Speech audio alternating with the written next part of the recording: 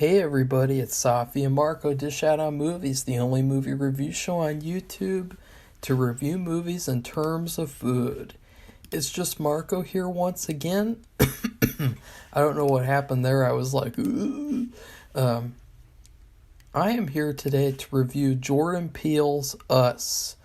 And this is yet another fan request. I basically got requested to review all three of his films.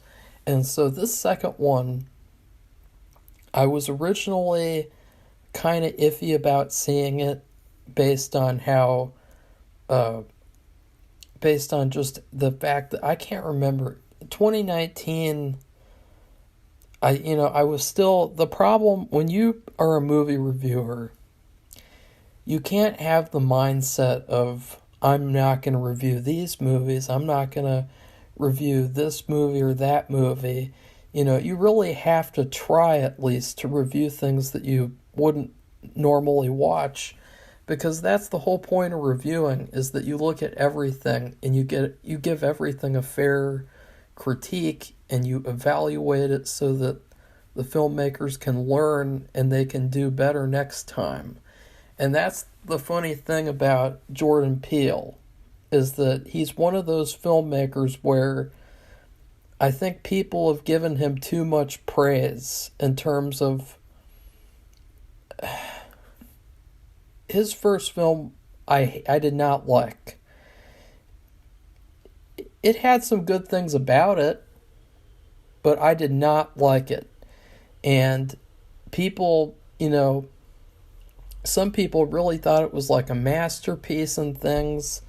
I think one of the big problems with film reviewing and just films in general is that we need to stop thinking like studios. We need to stop pretending like we care about, this movie made $3 million at the box office today, and the next day it took a 15.5% dip. Who cares? Like, who cares about the stupid box office and the stupid ticket sales? Who cares? I'm not a studio executive. I don't care. We need to stop caring about that. We need to stop acting like we care about, like, these shitty-ass celebrities and their little whiny temper tantrums about, I can't even go on social media because people criticized me, and so I had to take down my social media. Like, who cares? Like, the celebrities have abused their power. They have overstepped their bounds. They have become a public nuisance. Who cares about these precious little celebrities and their, little personal problems? At least they didn't get murdered like who. At least they didn't get killed by their own loved one like who. So another thing that we need to stop doing is we need to stop thinking like studios in terms of, if this person makes a good or bad movie, we will only judge that person based on that movie forever. Like with certain movies and things. Well, I'll just give you a good example. Jeepers Creepers. The first two Jeepers Creepers were really, really good. And because there was a certain amount of time between the second and third movie, when Victor Salva, the very infamous character, when he went to this shitty-ass indie studio to make a third movie, they said, we won't let you make your third movie script because it's been 10 years. And so, you have to make another movie first to prove that people still care about Jeepers Creepers. Like, what a terrible thing to do to someone. Like, just what a nonsensical thing to do. But that's what these people do. And another one of those things is that they act like every movie someone has to make has to be perfect. So, and I have news for you, is that the majority of people's first movies are not good. They're okay, they're meh, but there are a lot of them that are not good. And people who are really good at making films, they make terrible first movies. I'll give you a prime example. And I know that some people love this movie, but I personally think it's a piece of crap. And that is David Lynch's Eraserhead. Now, I know a lot of people love this movie. I don't. I think it's boring. I think it has all the same problems that a typical Jordan Peele movie has so far.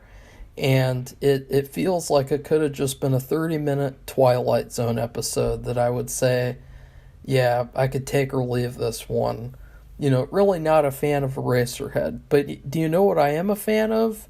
Twin Peaks, Lost Highway, Twin Peaks Fire Walk with Me a little bit, Twin Peaks The Return, pretty much everything else he's ever done. Blue Velvet. So, just because he made that first movie, that doesn't mean he's never going to make a good movie again. And so it's the same thing with Jordan Peele, where it's like, just because I think Get Out is trash, that doesn't doom him as a filmmaker. And, I'll give you another example. This is a very famous one. Stanley Kubrick's Fear and Desire. Now, this film, it is Stanley was so embarrassed by this movie that he wanted to destroy every copy on the face of the earth. He wanted it to be erased from history because he was so embarrassed by it. He said, I don't want anyone to see this movie. And for years, I think he banned people from seeing it, and he made sure that people wouldn't because it was so poor. It was piss poor. But I actually thought it was okay. I thought it was not really that bad. Another film which I do think is bad, that is a director's first movie, is called The Pleasure Garden by Alfred Hitchcock. That movie is a certified piece of shit. And its plot, I don't even know what the plot is of that movie.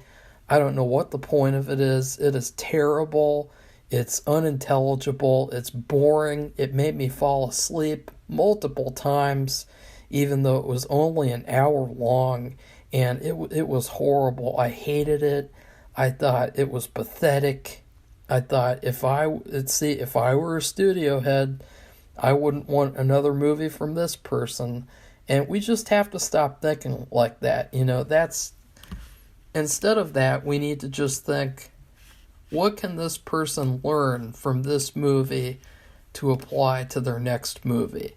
What can they take from this experience instead of, okay, this person's done. That's not how movies should be made. And it was never how audiences thought until studios and movie reviewers conditioned people to think that way. With George Lucas, that's a famous example where people said, well, the prequels are terrible, so that means that George Lucas should never make a Star Wars movie again. And it's like, well, but wait a second, that's his creation. That's his fucking universe. And that's the type of mentality that people have been conditioned to think. So just because I criticized Get Out, that doesn't mean I'm dooming him as a filmmaker. I'm just stating plainly, objectively, this movie, Get Out, these are my pros, these are my cons, and that's that, And with Us, it's funny because Us has a whole different set of problems. However, it fixes a lot of the issues that Get Out had. And so I thought this movie was okay. It made me think that they need to start a whole new genre of modern horror called lukewarm horror, where they don't really take any risks. They don't really do anything that inventive. and it's just kind of like safe horror that you can watch and have fun with, and it's like a crowd pleaser type thing. Because this movie, it started off with a really good sequence where this girl gets lost at the carnival, at the fair, and she goes into this hall of mirrors. And so I really, really liked it. I thought that that was like a really good sequence. It was very suspenseful. It was actually pretty creepy. It reminded me, of course, of It. Pennywise the clown. I thought maybe he'd pop up somewhere. And it was pretty good. That was probably my favorite scene of the whole movie. It was, the rest of the movie really paled in comparison to that scene, because the rest of the movie had something on top of that, which was comedy. The rest of the movie had all this comedy that really took away from the events that happened and made it to where I wasn't really scared at all the rest of the movie. I never felt anything that I felt in the opening, so that was a fail. So after the opening, we get a flash forward and we have this family. I can't remember the name of their family, but this family, they work pretty well together. They had good chemistry, and that was something that I was thankful for, because that couple in Get Out had no chemistry whatsoever. And so I'm glad that this family had chemistry all the way around. And the father, he was basically like a self-insert. And that's another thing is, I see a lot of people criticizing self-inserting now, which is really weird, because self-inserting has been done ever since filmmaking has started. That's like the whole purpose of making films, is that, you make something that you want to see. And so if you want to see yourself in a movie, then it's really nobody else's business to tell you, well, self-inserting is narcissism. Like, who cares? Like, just, that's not my problem, okay? That's not my problem that you think like that. There's tons of examples of great movies with self-inserting. So I actually liked the dad. I thought he was funny. I thought that he was great. I think that he's the guy who played M'Baku in Black Panther, and I thought that he did a great job. And his wife, I'll say this, Lupita, who played the wife, she was the highlight of the film. She gave a performance that was on another level of good. Her performance deserved to be in a better script, in a better movie. She gave such a good performance. I totally see now why people were mad about the Oscars not giving her a nomination, because I would have nominated her. I mean, let's look, because I ranked that movie with all the other movies. Let's look, like, what female performances are in 2019 that are any good? Let's just go through them all. Toy Story 4, feminazi trash. Last Black Man in San Francisco, didn't finish it. Peanut Butter Falcon, she was trash. Velvet Buzzsaw, didn't even finish it. Ready or Not, feminazi trash. She was trash too. Bargain Bin Margot Robbie, who fucking tears her wedding dress so she can make a feminazi statement. The Lighthouse, there's no fucking women in that, basically, except the fucking mermaid, and she didn't do very much acting. Murder Mystery, Jennifer Aniston, trash. 3 from Hell, Sherry Moon Zombie, guaranteed trash. The Addams Family, trash. Godzilla King of the Monsters, trash. Some of the worst acting I've seen the entire year of 2019. You got fucking Millie Bobby Brown, her overrated ass. You got fucking Vera Farmiga playing a terrorist that gets redeemed at the end for some fucking reason. What a fucking joke. Queen of Hearts, She was hot, but she was trash. Uh, she was trash because the script wasn't very good. It was cliche and predictable. Okay, The Good Liar. She did, Helen Mirren. She's like basically like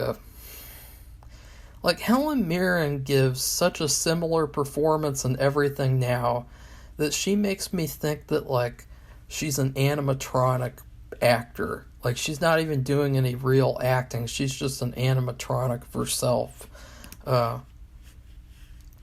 Safi keeps on messaging me. Safi. It Chapter 2. Jessica Chastain, she deserves to be chastised for that fucking garbage performance that she gave, if you could even call it a performance. She is pretty hot, but not in this movie, and she's trash in this movie. Parasite, they were okay. I mean, all the acting in the movie was good. The script was trash. Glass, Anya Taylor-Joy was trash. And Sarah Paulson, she's just a crybaby. That's all she does in everything she's in. She's trash. El Camino, trash. Not even really any female performance worth mentioning in that film. Good Boys, nothing of note. The Highwaymen, nothing of note. Honey Boy, she was okay, like in a indie movie, like, okay, I'm giving her a pass because it's her first movie type thing, but she was kind of trash. Child's Play remake, Aubrey Plaza, I had an active Sweet 16. Fuck off, bitch, your performance is trash.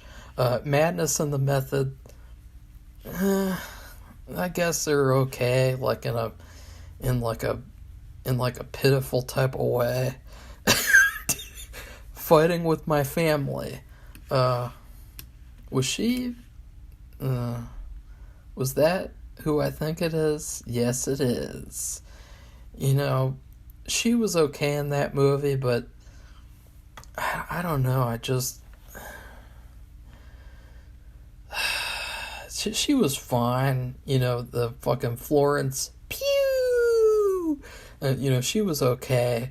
And then the mom was okay. That movie was just okay. It was just okay. It wasn't good. It wasn't terrible. Dr. Sleep, the little girl in that was pretty good. Not real Oscar worthy. And then the main villain, she was a fucking hot ass MILF. But her performance was trash. She wasn't scary at all. Avengers Endgame, no good acting in that movie, obviously. Knives Out, I guess that could be considered acting. Shazam, not really. John Wick 3, nothing in there worth mentioning. Spider-Man Far From Home, nothing in there worth mentioning. Zendaya giving another cringe-worthy performance. Extremely wicked, shockingly vile, and evil. No good acting in that movie. I mean, she was hot in the movie, but not really good at acting, so... Dolomite Is My Name, pretty fun movie, not any good female performances. Dark Phoenix, The Fanatic, obviously nothing in that. That was a good performance, but very funny movie. Alita Battle Angel, that was a pretty good performance, but not Oscar worthy. Scary Stories to Tell in the Dark, teenage drama acting. Rambo Last Blood, no good female performance in that. Joker, not anything good in that. I mean, she was hot once again, but she didn't have anything to do besides stand there and do the shooty face. Uncut Gems, Julia Fox is a fucking, she's got an ass made out of fucking silicone shit. Her ass is so fake that it takes away from her performance, and just makes me think like, wow, this bitch is so trash. She's got to inflate herself so that she can look good while she does a shitty performance for a bargain bin movie starring Adam Sandler that's like an art porn movie. The Irishman, there wasn't like any women in that at all, which made people complain like little crybaby bitches. Ford v Ferrari, I guess it was okay in that movie, not really. Once Upon a Time in Hollywood, the little girl, I would have given a Oscar nomination, but Margot Robbie was, she wasn't Sharon Tate at all in any way, shape, or form. Obviously I've been studying her, and Margot Robbie is, she's not up to par. But it doesn't matter because the movie is just a big bunch of nothing that never happened. So I guess you could just say that's his version of Sharon. Well, okay then. 1917, not really. So basically, yeah, like the only good performance the whole year from 2019 was Lupita and Us. So I don't understand why she wouldn't win the Oscar. Like, who fucking won the Oscar for Best Actress in 2019? Let's look that up. I'm gonna get The Favorite. Was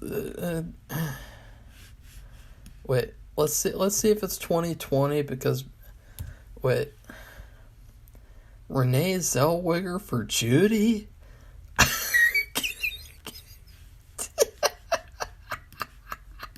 Okay then, whatever. I haven't seen the movie, but that's pretty interesting.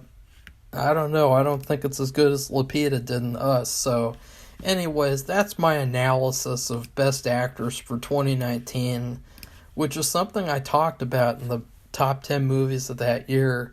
I talked about there's like no good female performances the whole year except for like a little girl in Once Upon a Time in Hollywood. So she did a great job. The only thing that I would criticize is that she did this voice. They all did these voices when they played the doppelgangers of themselves. And the voice that she did, it did make me laugh. It was very funny. I can't even, maybe I could try like, it was kind of like this, and I'm not going to do a whole review like this, okay?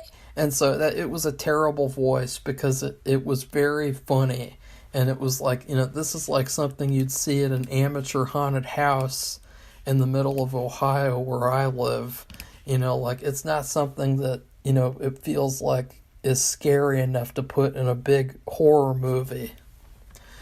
And then the kids, what's that? I'm going to take a drink. I thought the sister was good. She was okay. The brother was okay. They were just okay. They weren't terrible, especially when you think about how cliche it is for like child actors to be the worst actors in the film. I wouldn't say that's the case here. I would say the kids did a serviceable job, and they fit really well with the parents. Something that I really liked about the movie is something that I complained about in Get Out, which is that the dad and the mom both have flaws. They had a strained relationship. They both had problems to deal with. And, obviously in Get Out, I criticized Chris, the main guy. He doesn't have any flaws whatsoever, besides the fact that he just keeps on staying in the house the whole movie. So it really feels like a lot of my criticisms from Get Out were like listened to, even though I didn't even like voice my opinion. So I think he did listen to criticism that other people gave that was similar to mine, or at least he just self-corrected. Because all of the complaints basically that I listed were all improved on in this movie. Another thing that I liked was the music. The music in this movie was really, really good, and it accompanied the whole movie. It assisted the whole movie, so there were scenes that took place, and the music really helped them. It really elevated these scenes to the next level, and that's something that Get Out was lacking. So the music was very good. In fact, probably one of my favorite modern horror film scores that I've heard. So that was very good. And then, so the film is all about this family that goes on vacation to this beach house, and then they eventually see doppelgangers of themselves, and they're all attacked by their own selves. It was a great, great concept. I do think it could have been a Twilight Zone episode as well.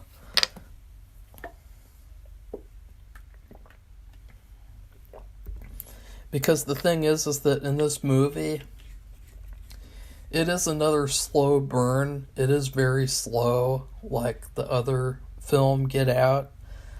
And the thing is that the film was so focused on just the family that then halfway or more through the movie, all of a sudden you realize, oh, is everyone else going to have doppelgangers too? And it's like, I feel like this should have had like a part 2 or something that dealt with that, because it felt like there wasn't ample time to go through that in a detailed way. It felt like they had to like rush through it, even though it was pretty boring as the movie went on, because a lot of the same stuff kept happening, where the family would encounter a doppelganger, they would make a scary face, and they'd sit there, and then they'd let them go. And then it kind of turned into a bit of like a Marvel movie, where they're making these jokes as they're like killing the doppelgangers.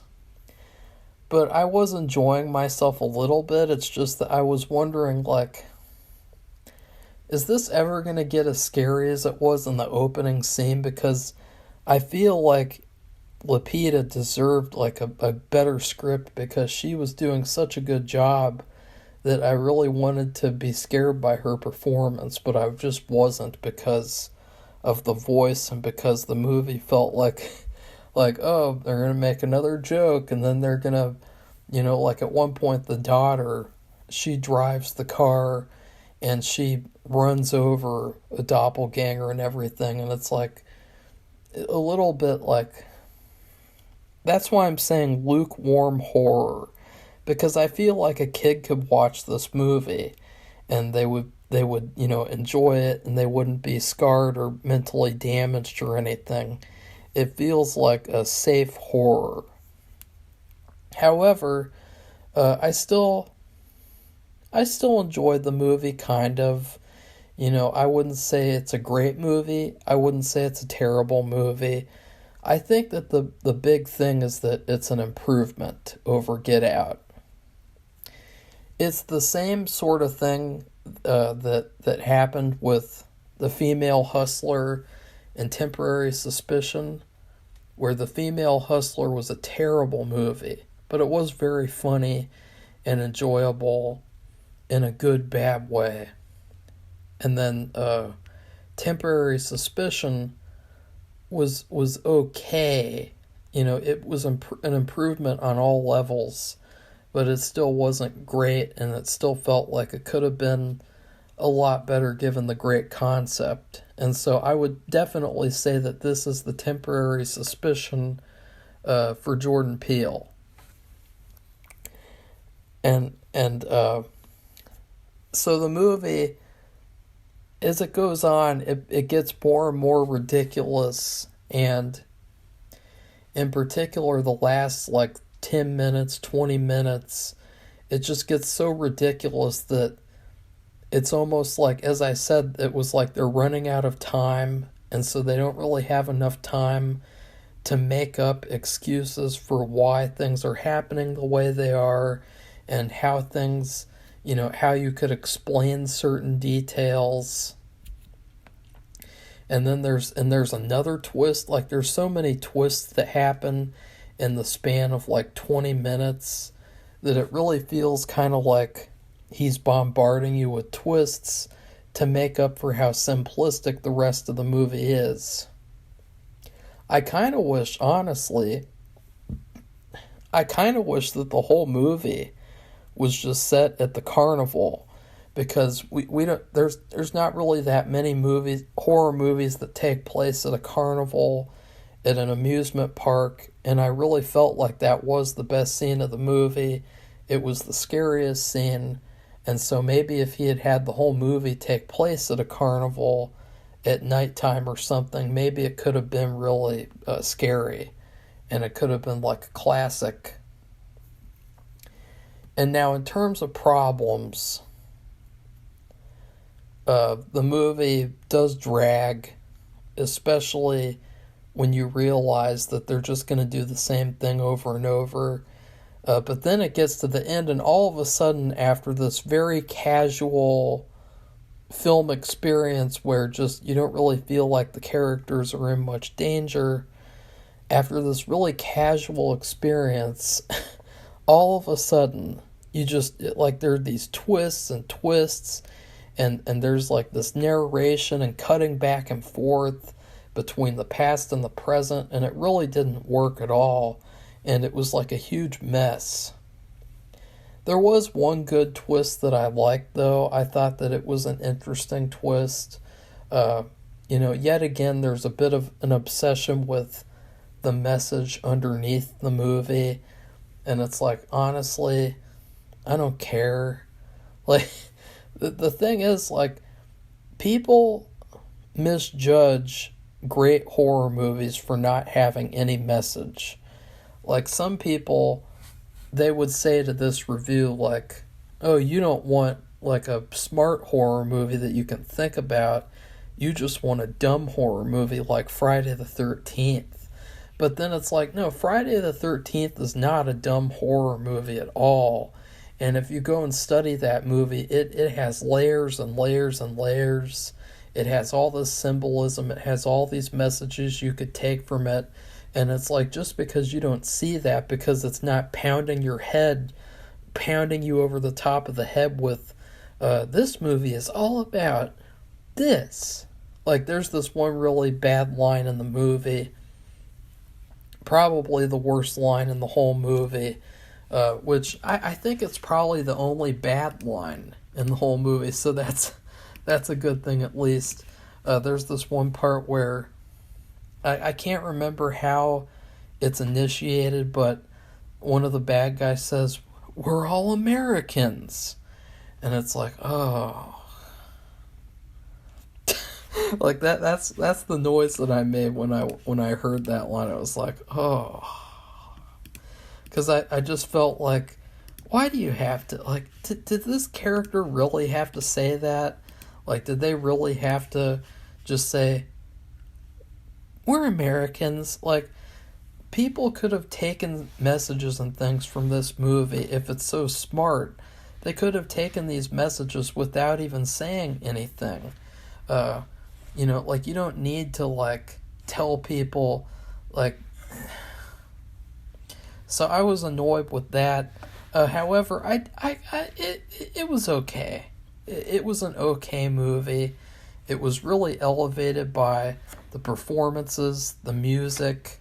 It was a very good looking movie too. I think maybe Jordan Peele just needs like a second person to help him with his stories, and then if he had like somebody to like bounce off of, to help like balance out his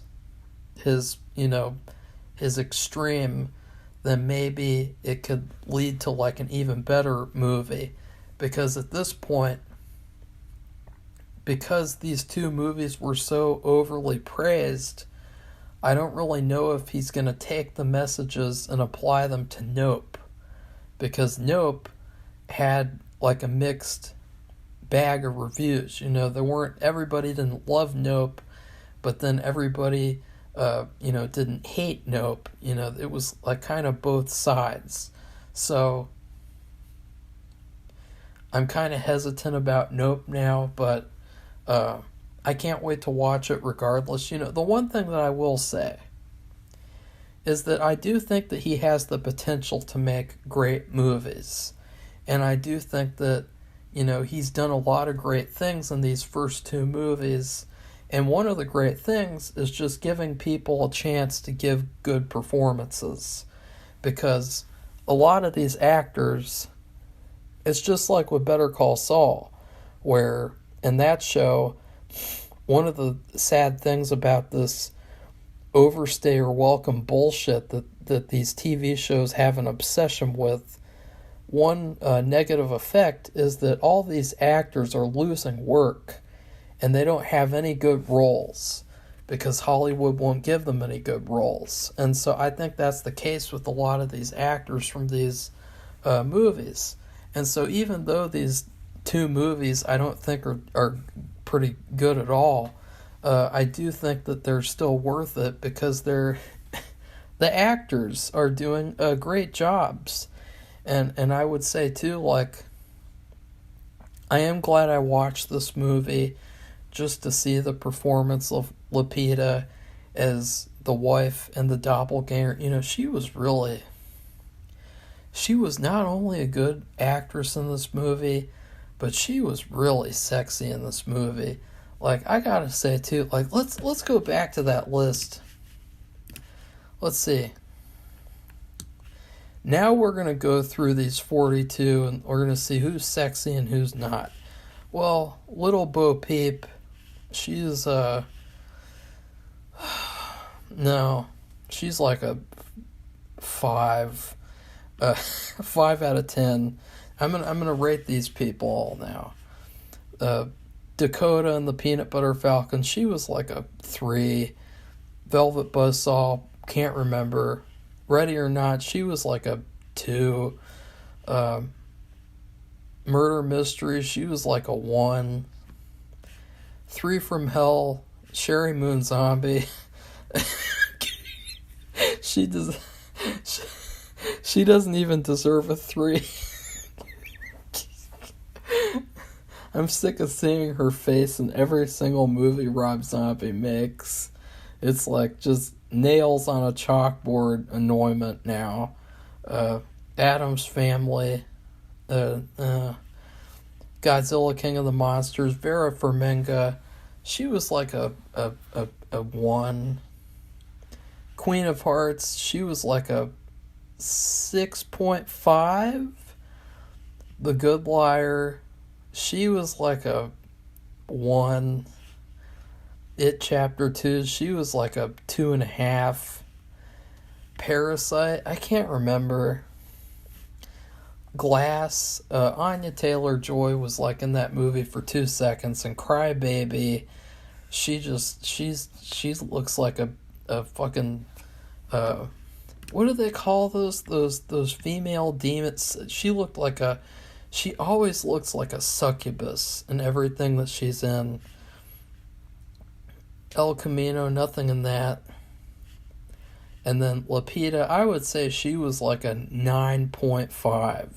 Like, she was that hot in Us. I thought like she was the highlight of the film by far. And then Honey Boy, I can't remember. Child's Play, she was like a 4.5. Fighting with My Family, I don't think that's appropriate. Or I can't remember. Let's see. When was Florence Pugh? When was she born? 1996. So she's 2 years older than me. So yeah, that's fine. Never mind. She was like a 7.5 in that movie, kinda. She always has like a derpy face. And Dr. Sleep, the fucking MILF monster, what did they call her? The woman with the hat. She was like a 10 for sure. Avengers Endgame. Black Widow was like a 5. Captain Feminazi was like a 2. I met her in person. She's a lot sexier in real life. Uh, I don't think there's anyone else worth mentioning. Knives Out, Ana de Armas, she was like an 8.5. John Wick 3, Halle Berry was like a 7. Extremely Wicked, she was like a 7. Spider-Man, Zendaya, she didn't look very good in that movie. She looked terrible. They did this like weird gothic thing where like they were trying to make her not so much a rip-off from the character from The Breakfast Club that they ripped off for Spider-Man Homecoming. Dark Phoenix, Sophie Turner was like a 6 in that movie. Jessica Chastain was like a 5. Alita, she was like a 0. Like, that bitch was creepy looking as hell. I was like, oh god, this woman is creepy. I don't want anything to do with her. Scary. Joker, she's a 10 by far, but she wasn't in the movie. Uncut Gems, she gets a negative 10 because she's a fake blimp. Like, do you guys remember with Uncut Gems? They kept on posting that scene where she's like walking on the sidewalk like everywhere. Like, they just fucking post that fucking scene with her and she's walking down the sidewalk and she's like, you guys, you're just not as good as me. You guys wish you were me and you're nothing. And it's like, this is probably what the actress thinks in real life, so it's pretty queer. The Irishman. The Irishman. Well, actually, Joe Pesci's wife in that movie, she had some sexy ass lips, so I give her like an 8.5 to I'll give her a 10. And the Ford v Ferrari, she was like a 5. Margot Robbie, she's like a 4 because of what she did to Sharon. The disservice that she did. Like, Sharon is like 1,000. She's like a 1,000 out of 10. And the fact that Margot Robbie took her all the way down to like I'll never forgive her for that. Ever. But wait a second, there were some good female performances in Once Upon a Time. There was that one girl, the Margaret Qualley. She did a great job, and she was like a 10. And then 1917, there's nothing in that worth mentioning. So that's how I would say the hotness ranks on these movies. So anyways, my closing thoughts on Us. I still enjoyed the film pretty much. I don't think it's that great. I probably wouldn't watch it again. However, I am glad that I did watch it. I was very excited to watch it, and I did think it was worth watching the one time. So, anyways, in terms of food, this movie, it's going to get another pudding. I think I'm going to, for all of Jordan Peele's movies, for some reason, I think that pudding is a lukewarm dessert because it doesn't really satisfy you, but it does, like, you get really excited, like, when you get some pudding. Like, when Carl got pudding on The Walking Dead, and he was like eating pudding, like, he got really excited when he got that pudding. And, like, that's the type of feeling that you get when you get some pudding.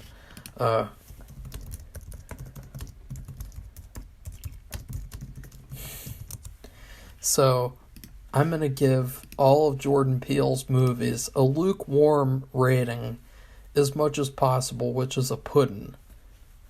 So with this film, I think that it's fair that we should give it like a doppelganger type of rating where it's like a double flavor.